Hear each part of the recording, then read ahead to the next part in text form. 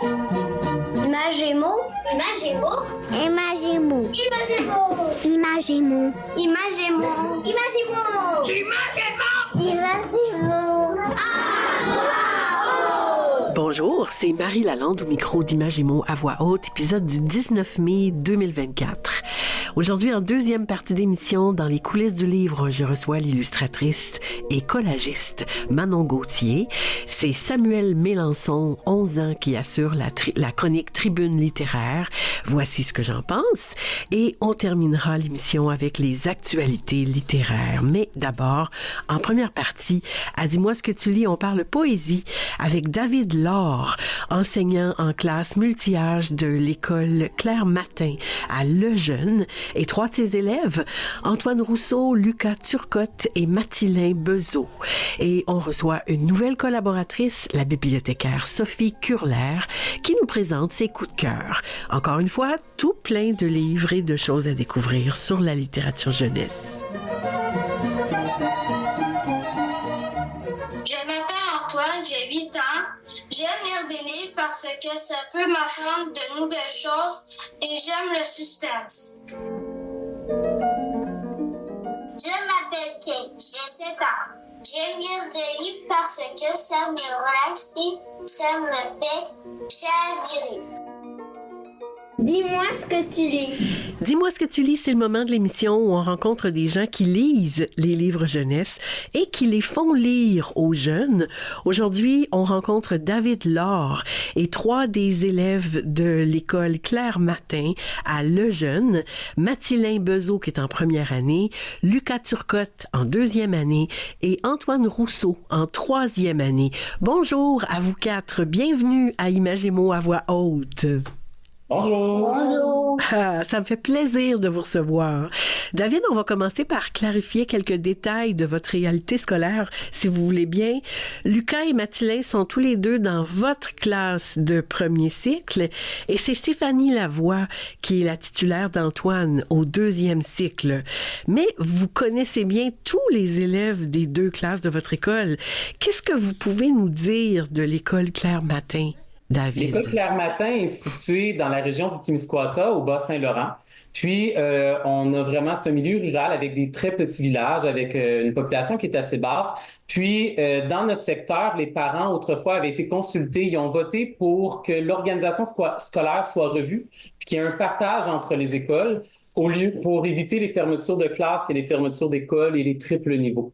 Donc, chaque année, on accueille des élèves qui peuvent venir de d'autres villages. Puis, à l'école Claire Matin, on est à vocation entrepreneuriale, puis on a environ 30 à 40 % de notre horaire où on est les deux groupes ensemble, de la première à la troisième année et parfois de la première à la quatrième année. Et donc, c'est pour ça qu'on appelle ça une classe multi. Puis, je voudrais rappeler le nom des villages dont les élèves proviennent dans votre école. Vous nous aviez mentionné Eau-Claire, Saint-Just-du-Lac et Lejeune. C'est ça, hein? Oui, c'est bien ça. Et vous, David, vous enseignez depuis combien de temps? Ça fait 12 ans que j'enseigne ici dans le centre de service du fleuve et des lacs. J'avais commencé à enseigner à Montréal. J'avais eu un contrat avant. Au début, j'ai eu des postes au préscolaire. Puis maintenant, ça fait 7 ans que je suis au premier cycle à l'école Claire Matin. Donc, vous travaillez en classe multi-âge, on l'a dit, cette année, donc avec les plus petits. Et à l'école Claire Matin, vous utilisez l'approche des ateliers pour enseigner la lecture et l'écriture. C'est quoi la place que vous faites à la lecture et aux livres dans votre classe? Ben, dans le fond, la littérature, les livres ont une place vraiment prioritaire, une place importante. Ils habitent la classe, on en a un peu partout. Il n'y a pas juste une section bibliothèque. Ils sont à la disposition, à la hauteur des enfants. C'est un déclencheur qu'on utilise en atelier d'écriture.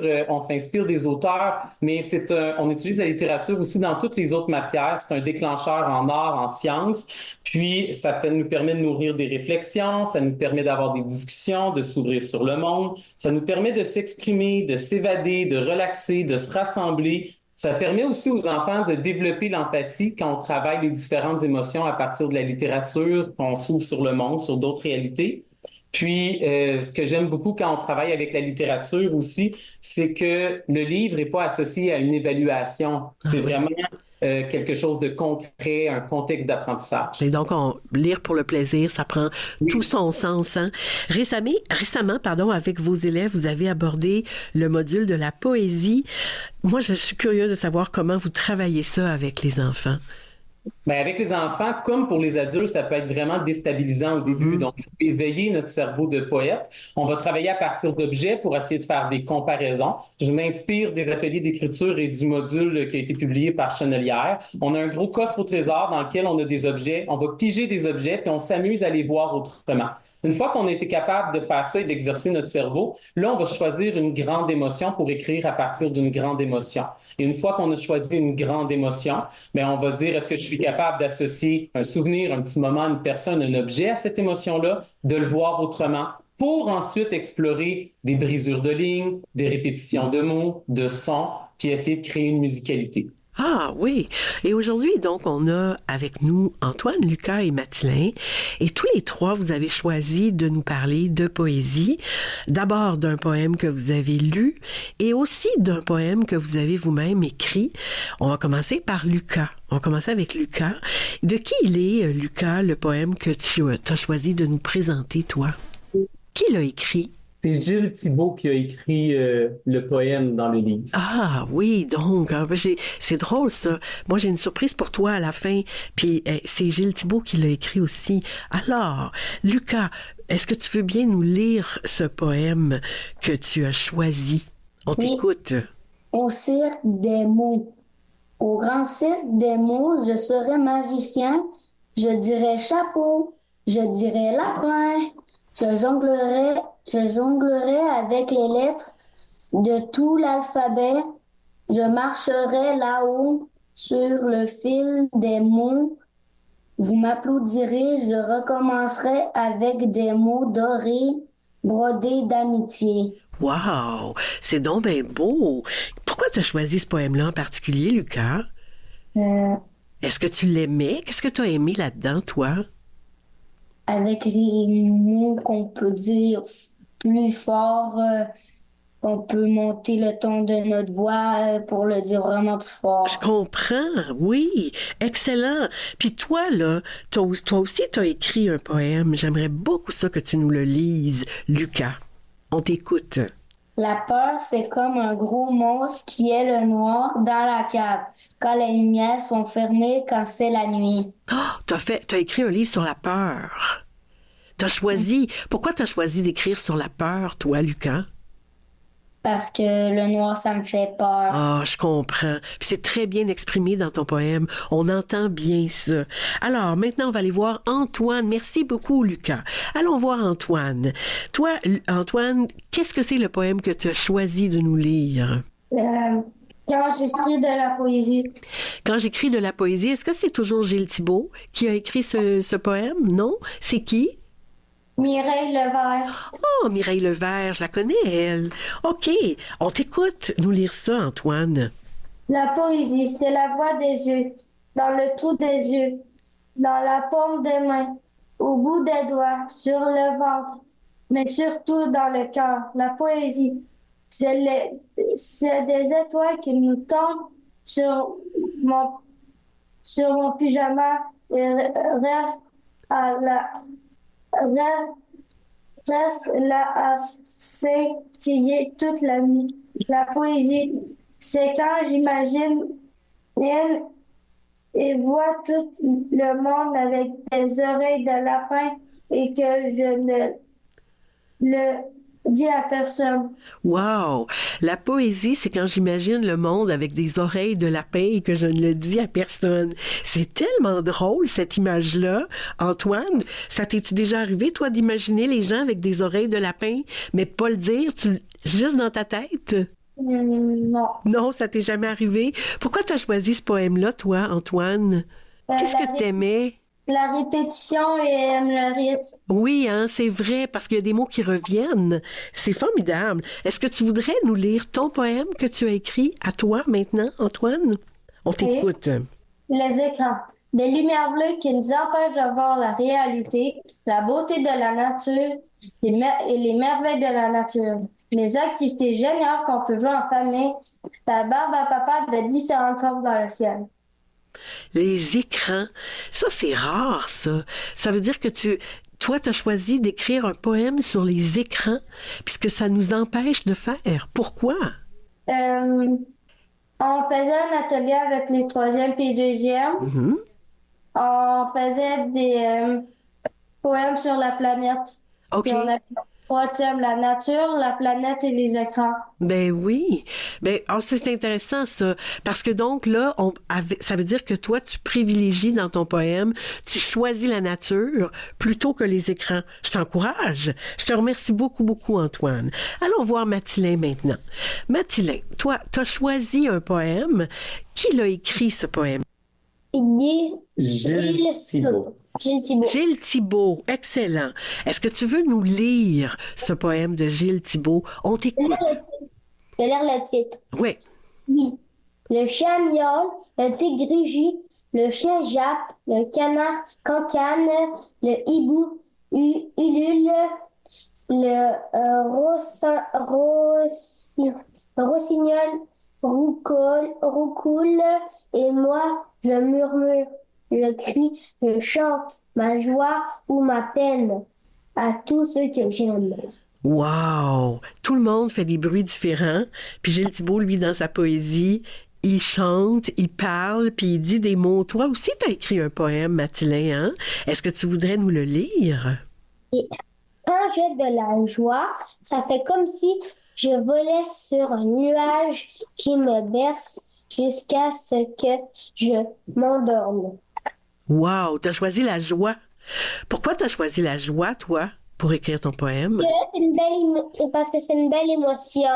Mm-hmm. J'aime ça, avoir de la joie. Mm-hmm. Puis c'est cool la joie parce que ça nous permet de pouvoir jouer avec d'autres personnes, pas rester jouer tout seul. Ouais, puis même, Mathilin, quand on est tout seul, on peut en vivre de la joie. Quand on fait des lectures, par exemple. Moi, je suis très, très joyeuse quand je fais des lectures. Je vous remercie tous les trois. Merci, Mathilin. David, on va revenir vers vous. Qu'est-ce que ça apporte aux enfants, même les plus petits, de lire, d'écrire de la poésie? C'est sûr que c'est un exercice qui nous permet de développer notre créativité, puis ensuite, ça nous permet aussi d'enrichir d'autres types de textes. Les enfants, souvent, quand on va revenir à la fin de l'année dans la narration, dans la fiction réaliste, c'est moins de réintégrer ce qu'ils ont appris dans la poésie pour créer des images dans la tête de leur lecteur. Puis, quand on lit la poésie, ça nous permet aussi de développer notre capacité à faire des inférences parce qu'on crée des images pour évoquer une émotion. Avec le module de poésie, ce qu'on voit souvent, c'est qu'on est capable d'essayer d'endormir une certaine gêne pour que les élèves prennent la parole, éveiller leur confiance, qu'ils prennent position, qu'ils partagent autant des émotions qui peuvent être positives que négatives. Ouais. Puis, avec la poésie, on a aussi une capacité à développer notre empathie envers les autres parce que on se mouille, on partage nos émotions, on voit que les autres vivent des choses qui sont semblables à nous, on prend le temps de recevoir sans critiquer l'émotion de l'autre aussi. Puis pour des élèves qui sont un petit peu plus en difficulté là, d'écriture, ben parfois ça peut être vraiment intéressant parce que on mise pas sur le débit d'écriture et la quantité de texte, mais sur la richesse du texte et des mots qui sont choisis. Ouais. Puis on a parfois des élèves qui se sont peut-être un peu moins démarqués, mais qui vont vraiment se démarquer dans ce style d'écriture. C'est formidable, ça. Puis est-ce que vous aviez un exemple aussi de quelque chose qui a été vécu par un de vos élèves en classe, qui est traduit par un poème? Oui, j'avais une petite cocotte un matin qui est arrivée, puis qui avait le cœur gros, puis qui était fermée sur elle-même. Puis quand c'est arrivé dans l'année un petit peu plus tôt, c'était plus long avant d'être capable d'ouvrir le dialogue ou de développer sur son émotion. Puis dans le fond, elle a juste glissé un poème sur mon bureau. Ouais. Puis je pouvais vous le partager, puis ça décrit bien ce qu'elle a vécu. Ça. Après l'avoir reçu, j'ai juste dit « Parfait, prends le temps de vivre ton émotion, puis on va se reparler plus tard. » Donc, on vous écoute. Oui, elle a glissé sur mon bureau le poème, elle avait écrit « Je suis triste comme si mon ballon de joie aurait éclaté. La lumière jaune dans mon cœur est devenue bleue comme la tristesse. » Donc, c'était magnifique, ça disait tout ce que ça avait à dire. Ben puis oui, c'est une très belle entrée en matière. David, on l'a dit tantôt, l'École Claire-Matin, c'est une école à vocation entrepreneuriale et artistique. Vous avez d'ailleurs accueilli cette année 3 artistes en résidence. Et au moment où on enregistre cette entrevue, vous êtes en plein bouillonnement des préparatifs d'un spectacle multidisciplinaire avec vos élèves. Qu'est-ce que vous pouvez nous dire de ce spectacle-là? Ben, en fait, quand on est dans une approche entrepreneuriale consciente, c'est vraiment d'utiliser une problématique puis de développer des idées autour de la problématique pour que les élèves s'engagent et trouvent des solutions. Fait que l'idée du spectacle est venue après un cours de CCQ où on avait analysé des extraits du film de Wall-E. CCQ, ça veut dire Culture et citoyenneté québécoise, pour les auditeurs non initiés. Oui, c'est ça. Dans le fond, à partir des discussions, des élèves ont soulevé l'idée de monter un spectacle cette année en s'inspirant du film Wall-E. On ne copie pas le film, mais on va vraiment s'inspirer de tout ce qu'on a appris au courant de l'année pour être capable d'interpréter les valeurs qui sont présentées dans les différentes scènes, dans les différents chapitres. Donc, les enfants ont aussi fait des sondages d'intérêt pour nous démontrer qu'est-ce qu'ils aimeraient développer comme discipline davantage, dans quoi ils veulent peaufiner, puis c'est quoi la participation puis l'apport qu'ils veulent donner au spectacle. Donc, on a du chant, des instruments de musique, on a de la jonglerie, du trampoline, de l'acro-gym. Ils ont construit les décors et on a aussi intégré de la poésie dans le spectacle. C'est formidable, vraiment. On vous souhaite le plus grand des succès avec ce spectacle-là. Avant de vous quitter, j'aimerais revenir au fait que vous enseignez en classe multi-âge, parfois avec vos petits de première, deuxième, parfois selon les modules, les activités avec les enfants du premier et du deuxième cycle ensemble.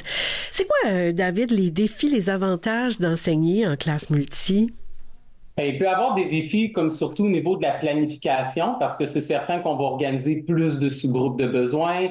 On va devoir planifier en connaissant bien le programme du premier et du deuxième cycle. Et les avantages, en même temps, sont nombreux puis sont nourrissants. Puis les approches pédagogiques qu'on va choisir peuvent faciliter aussi là, la vie en classe en multiniveau. Mais c'est sûr que quand on est en atelier d'écriture-lecture, ben l'endurance que les plus grands vont avoir au niveau de la capacité pour la durée d'écriture puis de lecture, ça va influencer l'engagement. Oui, c'est un modèle. Au niveau de la différenciation, c'est plus facile. On va vraiment axer nos sous-groupes et nos cibles selon les capacités de chaque enfant plutôt que selon le niveau. Puis dans la poésie, entre autres, la spontanéité puis la naïveté des tout-petits va venir briser la gêne des plus grands puis ils vont oser plonger plus facilement. Ah, puis c'est vraiment intéressant. Je voudrais rappeler aussi aux auditeurs qu'on peut vous lire, David, sur le site Les Ateliers d'écriture et de lecture au primaire. Vous avez publié un texte sur le fait d'enseigner en classe multi, justement, et un autre sur les sous-groupes. Et avant de vous partir, avant de vous quitter, vous avez dit j'avais une surprise que j'ai pris dans le livre Poésie pour la vie de Gilles Thibault, justement. Je voulais vous laisser avec ce poème-là. Écrire un poème, et ça a été illustré par Manon Gauthier, parce que Manon Gauthier, on la reçoit aussi dans l'émission. C'est ça qui est formidable. Alors, écrire un poème, c'est cueillir le silence et le coucher doucement dans les marges d'un cahier de lumière. C'est-tu assez beau? Alors, merci David Laure, merci pour le souci de transparence, d'honnêteté dont vous faites preuve dans les textes que vous avez publiés. Merci pour votre immense implication, pour la place que vous faites aux livres dans votre classe et dans la vie des petits. Merci à votre collègue Stéphanie Lavoie et merci à vous trois, Antoine Rousseau, Lucas Turcotte et Mathilin Bezeau. Au plaisir de vous retrouver. Bravo. Et... Au revoir. Merci. Bye. Au revoir.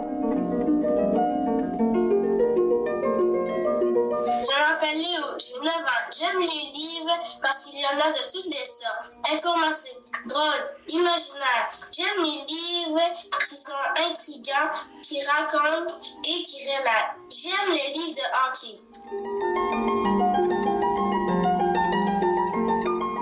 Je m'appelle Nadia Lamar. J'ai 6 ans. J'aime quand maman me lit un livre parce que les lettres sont trop petites pour moi. Coup de cœur de bibliothécaire. Aujourd'hui, on inaugure une nouvelle chronique avec Sophie Curler, bibliothécaire depuis plus de 20 ans à la Ville de Montréal. Bonjour Sophie. Bonjour Marie, merci de l'invitation. Plaisir. Sophie, vous travaillez à la direction des bibliothèques du service de la culture. Vous offrez donc vos services de spécialiste jeunesse aux 45 bibliothèques de Montréal. Et nous, on a la chance de vous avoir juste pour nous à Imagez-moi voix haute. Yeah. Dans votre chronique d'aujourd'hui, vous nous suggérez des livres et le fil conducteur qui a guidé vos choix cette fois, c'est l'imagination. On vous écoute. Merci Marie. Oui, le premier titre que j'ai envie de vous présenter, c'est Le bateau rêve de Séverine Vidal et Julien Arnal, qui est publié aux éditions Gallimard Jeunesse. Alors, je vous invite à monter à bord d'une incroyable machine, un bateau ailé, pour explorer le magnifique royaume de la nuit. Durant leur voyage, les deux héros de l'histoire, Idriss et Simona, vont rencontrer un oiseau de feu, visiter une immense cité et un univers minuscule pour voler par-delà la Voie lactée. Wow! Oui, après toutes ces aventures, nos deux amis heureux mais épuisés vont rentrer chez eux pour retrouver leurs amis. Et leur lit. Et leur lit. C'est un album pour les 6 ans et plus et c'est un hymne aux rêves, à l'imaginaire et au voyage, en plus d'être une beauté graphique impressionnante. OK. Oui. Le deuxième titre que j'ai envie de vous présenter, Marie, c'est Le fil d'Alphée, des deux créatrices qui nous avaient offert le fabuleux Des couleurs sur la grave, paru en 2019 et qui avait reçu le prix Harry Black en 2020. Cet album est créé par Marie-André Arsenault au texte et Dominique Leroux aux illustrations. Les éditions La Morue Verte viennent des îles de la Madeleine et à l'occasion du 150e anniversaire de 2 phares de ces îles, la Corporation pour la sauvegarde du patrimoine demande donc aux 2 créatrices de créer un nouvel ouvrage dans le style de leur précédent. Alors, c'est comme ça que Le fil d'Alphée est venu au monde et raconte l'histoire de femmes marquées par les arrivées, les départs au fil des saisons. La finesse et la sensibilité du texte de Marie-André Arsenault est présente à chaque page et le travail de Dominique Leroux est d'une précision d'orfèvre. Elle marie le collage, les papiers déchirés, les photos, les broderies, le papier peint ou encore la peinture. C'est vraiment un livre qui rend hommage à la nature et c'est mon coup de cœur des derniers mois. Ah, c'est formidable, ça. Oui. Puis ça résonne avec la rencontre avec Manon Gauthier. On parle de collage. Tout ça. Complètement. Oui. Le troisième titre que j'ai envie de vous présenter, c'est le premier album, et sûrement pas le dernier, de l'autrice Aisling Lindsay, qui est publié aux éditions Les Malins et qui s'intitule L'Inattendu. Il est vraiment magnifique et j'ai hâte que nos auditeurs, nos auditrices puissent le découvrir. C'est l'histoire de Fred qui a peur de tout et spécialement lorsqu'il se retrouve dans une situation imprévisible. Par contre, son ami Coco voit la vie avec enthousiasme et curiosité. Alors, le jour où une énorme tache noire apparaît dans le ciel, nos 2 amis vont se questionner. La page couverture de L'Inattendu est fascinante et à travers les mots de l'autrice, nous nous transportons dans l'univers des peurs et de l'imagination fertile. Le texte est court, puissant et les images sont au pastel, à l'aquarelle et le collage vient sublimer l'album. C'est un livre qui permettra aux enfants de comparer leurs différents points de vue. Ah bon? OK, Oui. c'est intéressant. Donc, c'est ouverture à l'interprétation. Complètement. Ah, intéressant. Vraiment. Pour la 4e suggestion, Marie, j'ai envie de présenter un livre pêle-mêle, cartonné pour les tout-petits. Méli-mélo de Matou, de Gaël Duazé, publié chez Casterman.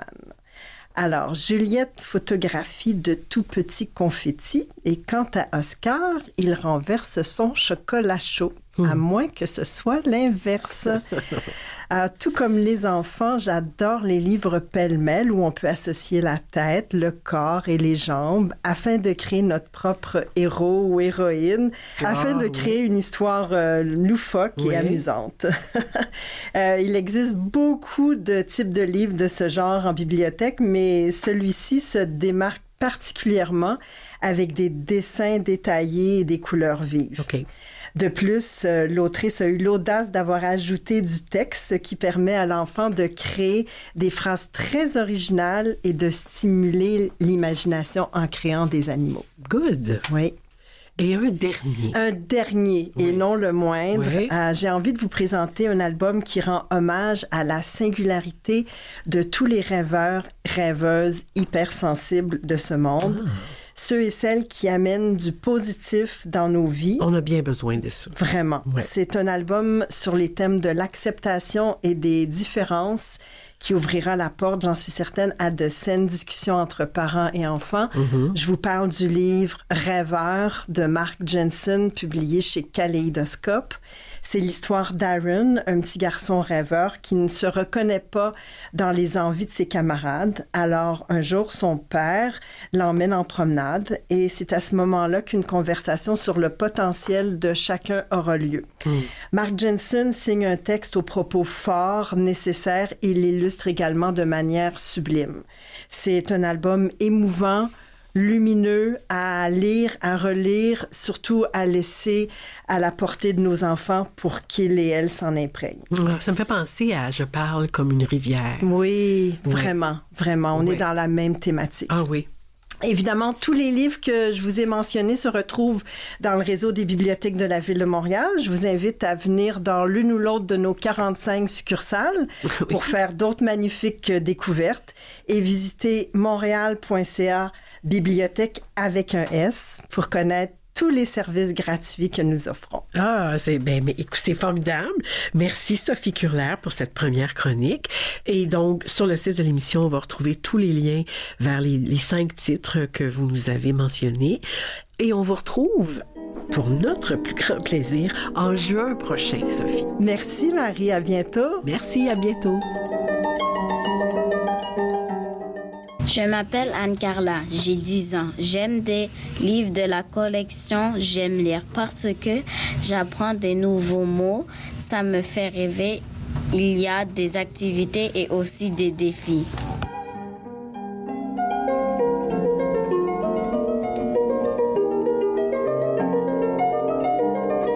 Je m'appelle Olivier, j'ai 10 ans. J'aime les livres. J'aime me faire raconter des histoires parce qu'ils me font rire.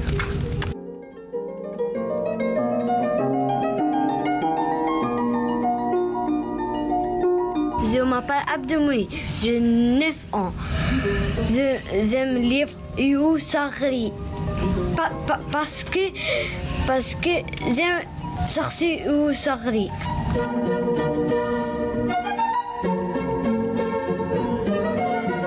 On revient dans quelques minutes. En seconde partie d'émission, je reçois l'illustratrice et collagiste Manon Gauthier. C'est Samuel Mélençon, 11 ans, qui investit la tribune littéraire et il y aura des actualités rares. À tout de suite!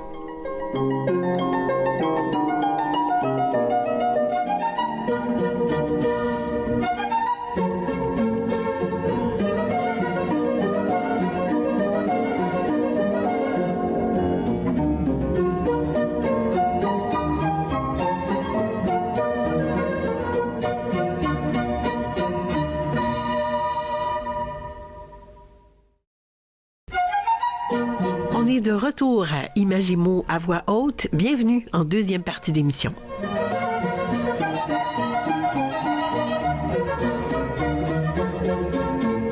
Dans les coulisses du livre. Dans les coulisses du livre, c'est le moment de l'émission où on rencontre des gens qui font les livres jeunesse. Aujourd'hui, j'ai le plaisir de recevoir une artiste, l'illustratrice, collagiste et peintre Manon Gauthier. Bonjour Manon. Bonjour, merci pour l'invitation. Ah, c'est un immense plaisir. Bienvenue à Images et mots à voix haute. On va prendre le temps, si vous voulez, je vais vous présenter aux auditeurs et aux auditrices. Vous êtes née à Sainte-Julie, vous vivez à Montréal. Vous avez étudié en graphisme, domaine dans lequel vous avez travaillé une quinzaine d'années. À partir de 2006, vous vous consacrez à la littérature jeunesse. Vous avez illustré plus d'une vingtaine de livres. Moi, je dirais plus que 20, hein, vraiment. Oui, je les ai pas comptés. Je devrais, les enfants me le demandent souvent dans les écoles. Combien? Puis je ne sais jamais. Mais il y en a vraiment beaucoup. Donc, chez des éditeurs canadiens et européens, vous animez des ateliers d'art dans les écoles, du préscolaire au secondaire. Vos illustrations ont été remarquées à l'international et localement. Vous avez notamment reçu 5 nominations pour le prestigieux prix du gouverneur général et vous avez participé à de nombreuses expositions et salons du livre ici au Québec, mais aussi à Bologne, à Shanghai et en Russie. Vraiment. Qu'est-ce qui vous anime? Qu'est-ce qui vous rejoint dans l'illustration pour la jeunesse, Manon Gauthier? La question. En fait, je dirais que ça s'éclaircit de plus en plus pour moi. OK. Pourquoi la littérature jeunesse? OK, parce que c'était pas clair. Non, c'était pas clair au début. Parce que, j'ai pas fait d'études en illustration. Je connaissais et j'aimais le livre jeunesse beaucoup quand mon fils était petit. Oui.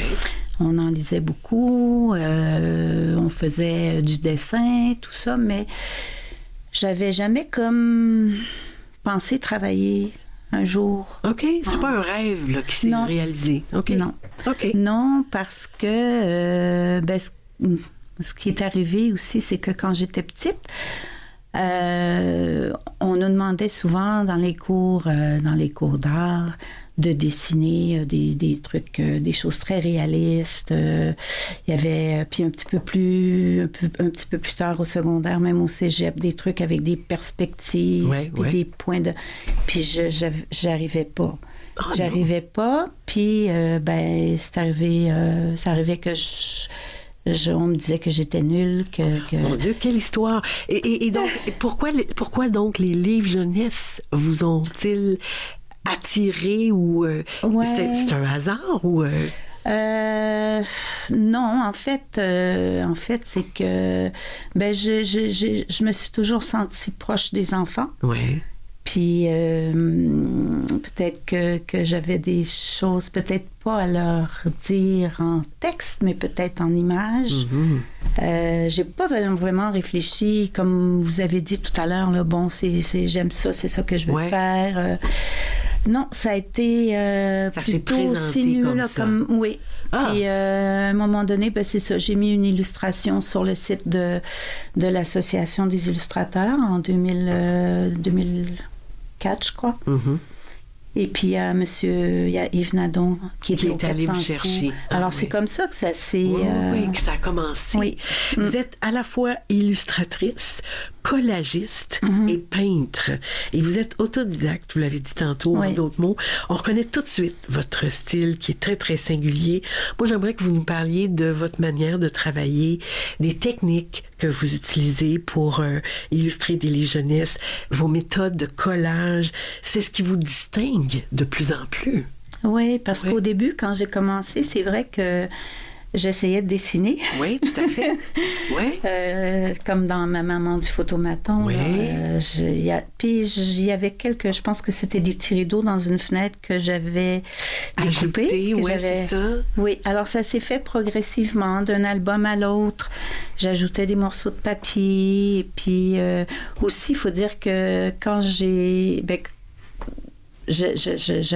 travaillais à plein temps comme graphiste, il y avait des sous qui rentraient, tout ça, c'est pas un problème, là.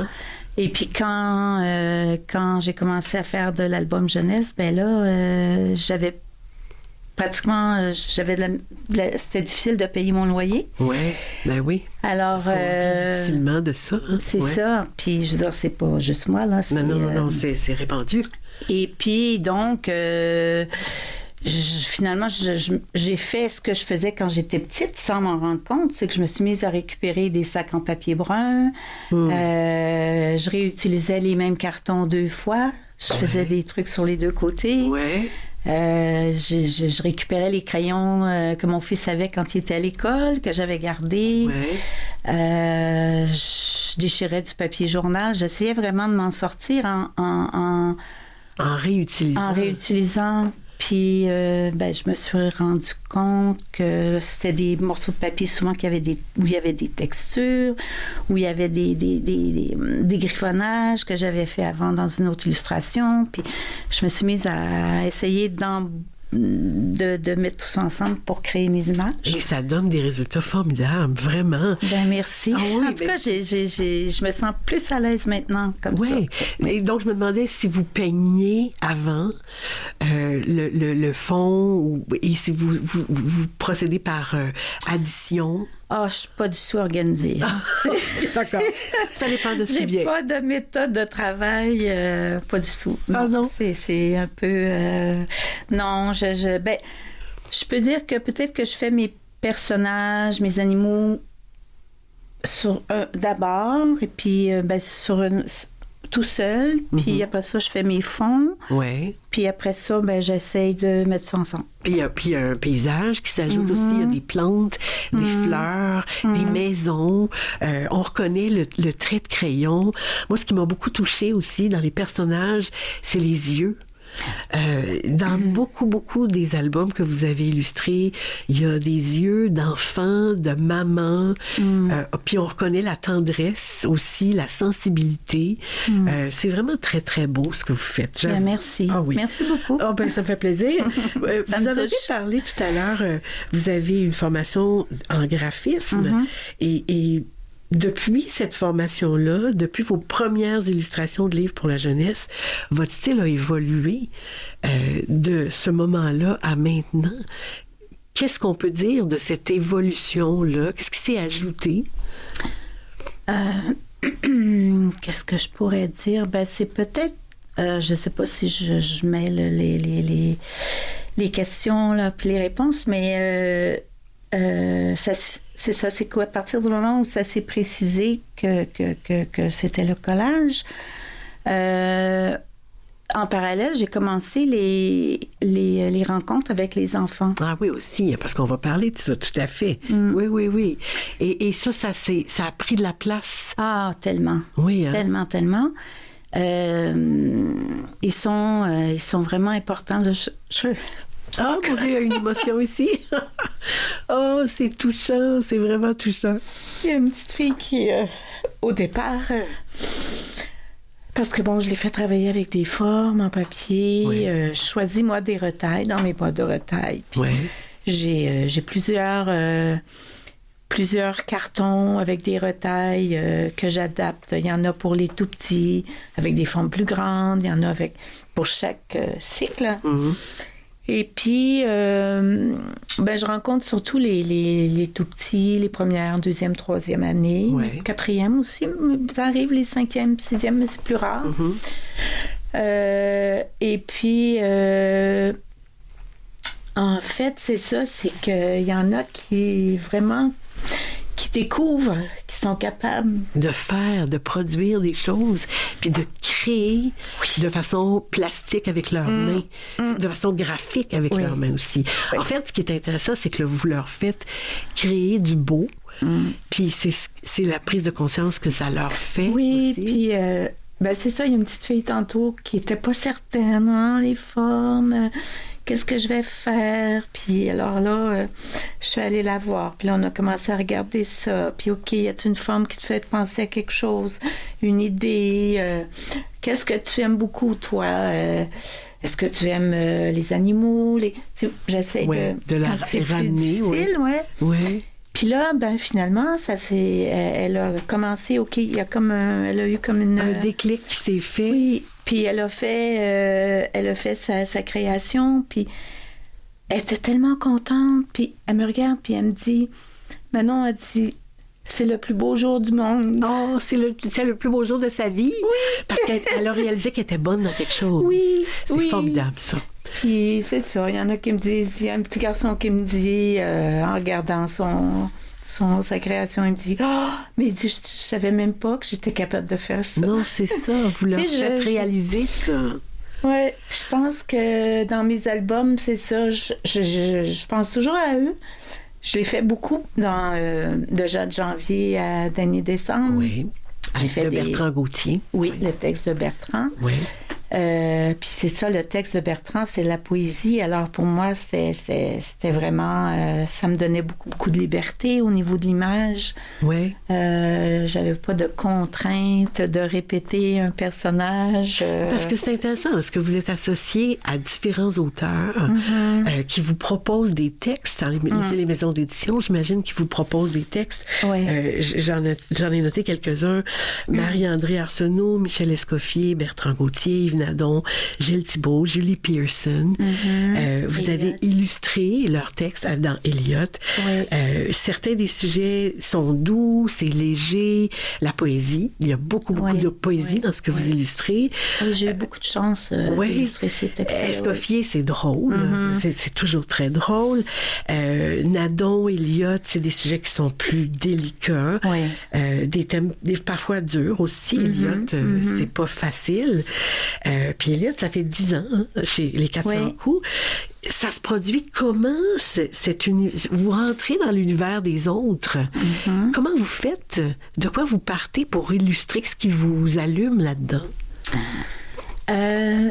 Dans le cas de ceux que j'ai illustrés, parce que j'ai reçu déjà des textes que je lisais, puis que je savais que je n'allais pas pouvoir les illustrer parce que je voyais pas d'image. Ça faisait pas résonner. Dans ma tête, c'est ça.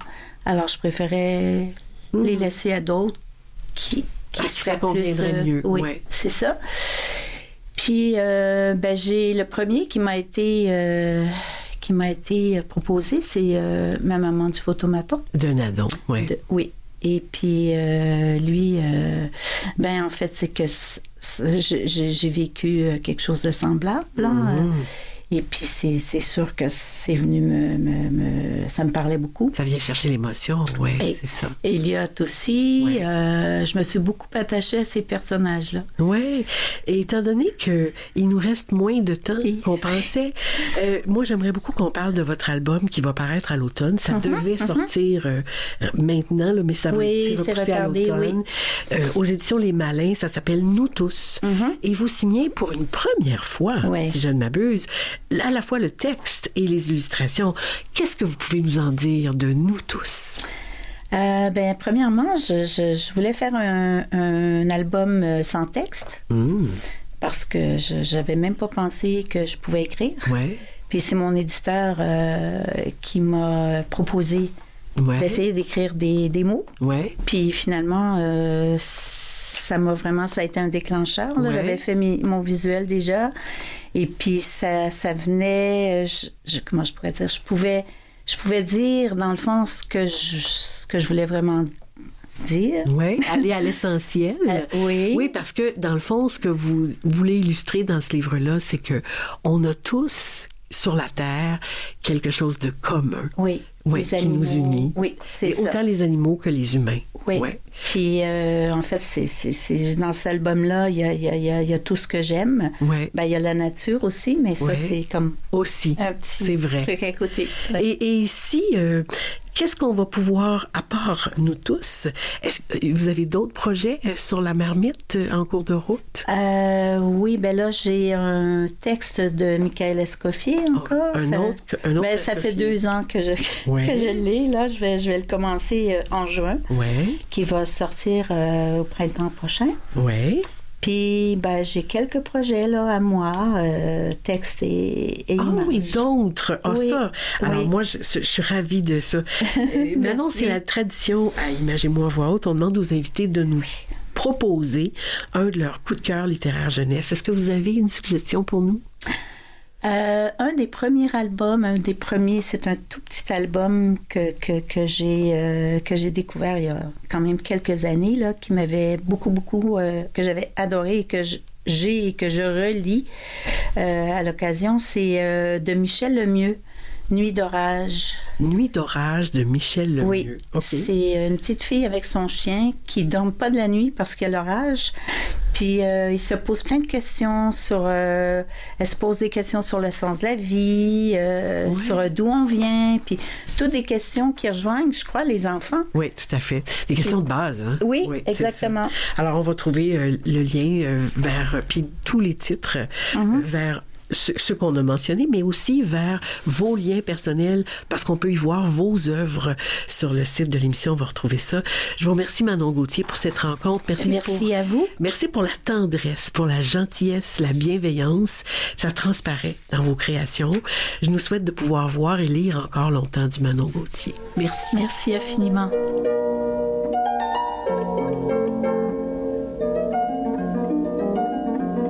Bonjour, je m'appelle Jade, j'ai 7 ans. J'aime lire des histoires de fiction réaliste parce que je peux apprendre des nouveaux mots, des nouvelles choses et aussi je peux apprendre des nouveaux mots comme mathématiques. Je m'appelle Zoé, j'ai 7 ans. J'aime écrire de la fiction réaliste parce que ça me permet d'apprendre des nouvelles affaires et d'être fière de moi. Tribune littéraire, voici ce que j'en pense. La chronique Tribune littéraire est offerte à des jeunes de la fin du primaire ou du secondaire. Et aujourd'hui, on accueille avec plaisir Samuel Mélençon. Bonjour Samuel. Allô Marie. Samuel, tu as 11 ans. Tu es en 5e année au pavillon Saint-Joseph de l'école Chemin du Roi à Berthierville, dans la classe d'Isabelle Denis.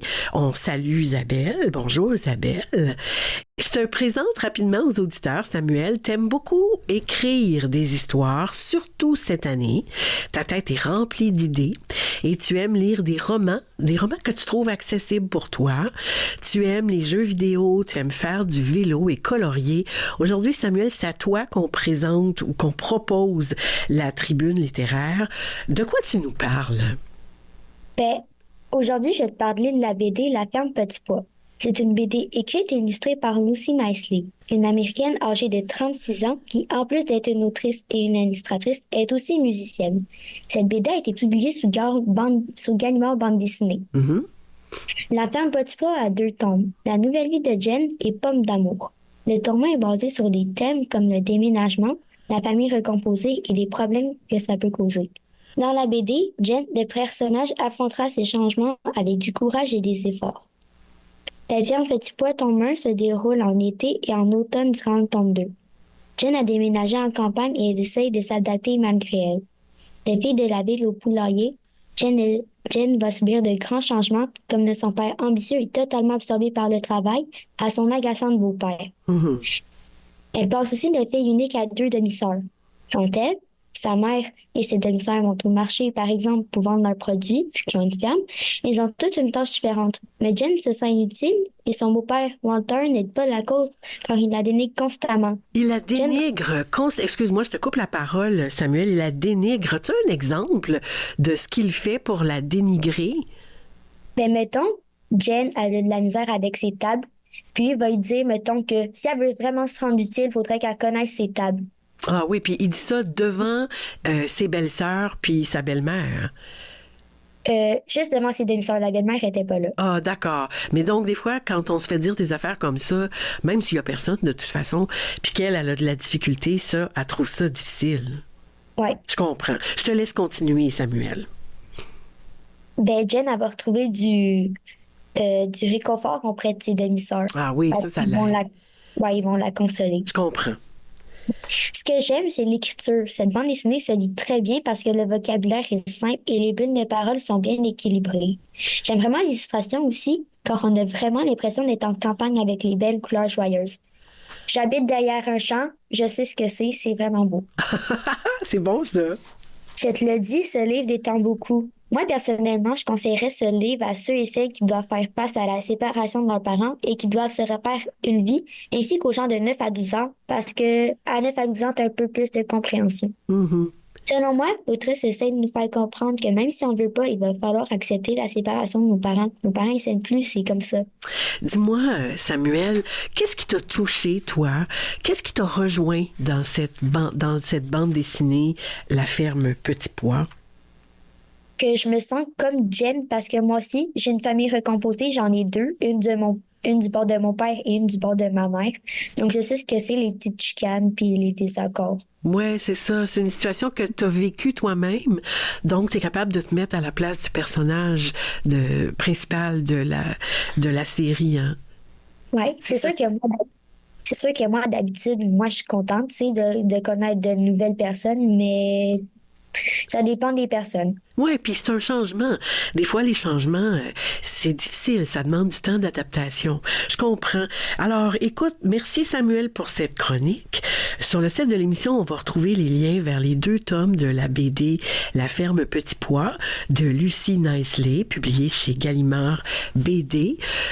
Écoute, je te souhaite des beaux paysages dans le champ où tu habites, puis je te souhaite du plaisir, plein de plaisir de lecture et d'écriture, Samuel. Merci vraiment beaucoup. Au plaisir. Merci. Bye. Bye. Bonjour, je m'appelle Sarah, j'ai 8 ans. J'apparaît Blanche parce qu'elle est comme moi. Après, au début, il était peur et après, il a réussi. Je m'appelle Lily Rose, j'ai 7 ans. J'ai beaucoup aimé Petit Geste parce que ça me fait ressentir des émotions, puis aussi ça me fait ressentir mon ami. Je m'appelle Charles, j'ai 12 ans. Le personnage qui me fait penser à moi, c'est Harry Potter de la série Harry Potter parce qu'il est courageux, il aime explorer et vivre des aventures comme moi. Les actuels littéraires. Encore des idées de lecture et de sorties littéraires. Pour tous les liens, c'est sur le site de l'émission. Dimanche prochain, le 26 mai, à Marie raconte, je lis Samedi matin, rue des Colibris de Julie Bouchard et Olivier Chéné, publié aux éditions 2. Les voisins de la rue et des rues avoisinantes s'activent, installent des tables devant chez eux, sortent toutes sortes d'objets pour la vente des barras du quartier, que Simon et Lucas attendent depuis des semaines. On les suit et on cherche avec eux un objet mystérieux jusqu'à la fin, étonnante et touchante. Du 23 au 26 mai 2024 se tiendra la 48e édition du Salon du livre de l'Abitibi-Témiscamingue à Lassar.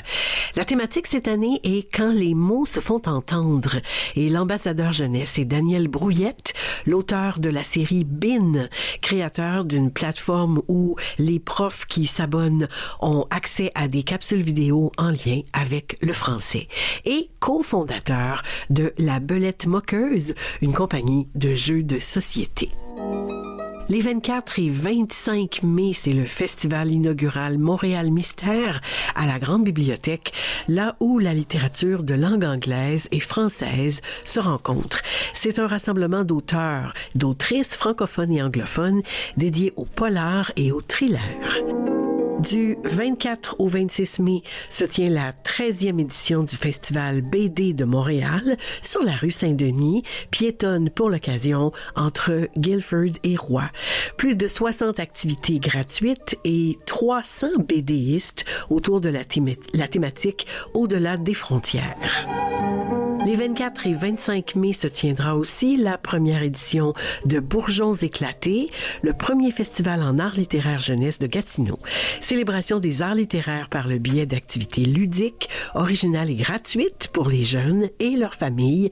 L'événement se déroulera au Centre culturel Jacques Auger, 39 rue Leduc, dans le secteur Hall.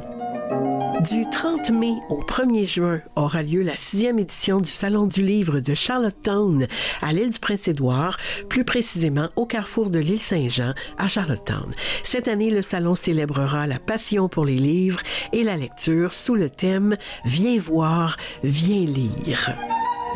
Du 30 mai au 2 juin aura lieu la première édition du Salon du livre de Granby. C'est Simon Boulris qui en est le porte-parole. Les activités ont lieu au Centre Notre-Dame, 270 rue Principale, et l'entrée est gratuite. On en profite pour saluer Virginia Houle de la librairie Le Repère, libraire jeunesse et collaboratrice des coups de cœur de libraire à Imagémo à voix haute. Dimanche prochain, 26 mai, aura lieu la grande finale du défi de lecture à voix haute Lis avec moi pour les classes du 2e cycle. Cette année encore, je ferai partie du jury. J'ai très hâte de vous en reparler et de vous présenter le grand lecteur ou la grande lectrice de 2024. Quelques sorties de livres récentes à souligner. Chez Dominique et compagnie, un premier livre dans la collection Coup de théâtre, Être rat ou pas, telle est la question, de José Bournival et Valounette. Une pièce de théâtre en 5 actes pour 5 personnages pour développer la lecture à voix haute et l'estime de soi. Dans la collection Unique Graphie chez Héritage Jeunesse, Les promesses vides de Martine Latulippe et Mélina Proulx, poésie et première histoire d'amour. Et finalement publié aux éditions Petit Génie, d'abord 2 premiers livres de la collection Métamorphe, Il faut qu'on parle de la mort de Sarah Chavez et Il faut qu'on parle de vagin de la docteure Alison K. Rogers.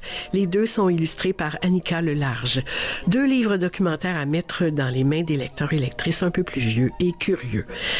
Et l'album Mon petit frère est un génie de Dana Blue, illustré par Noémie Blond, un très bel ouvrage à propos de 2 frères, le plus vieux qui raconte l'histoire et qui rêve d'entrer en relation avec son petit frère, et le second, le petit frère, qui est autiste.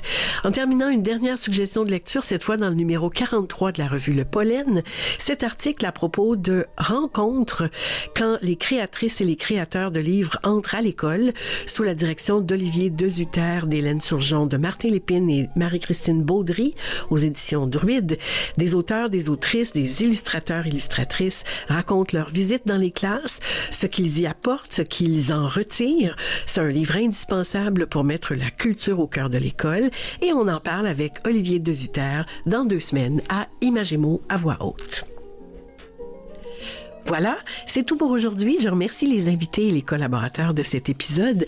David Laure et ses élèves de l'école Claire Matin, Antoine Rousseau, Lucas Turcotte et Mathilin Bezeau, Sophie Curler pour sa chronique Coup de cœur de bibliothécaire, l'illustratrice et collagiste Manon Gauthier, Samuel Mélençon pour la tribune littéraire, Michel Brûlé pour le soutien à la recherche, Mathieu Tessier en régie, au montage et à la mise en onde, et Jean-Sébastien Laliberté, chef diffusion technique. Je vous souhaite des lectures captivantes et on se retrouve, je le souhaite, dans 2 semaines.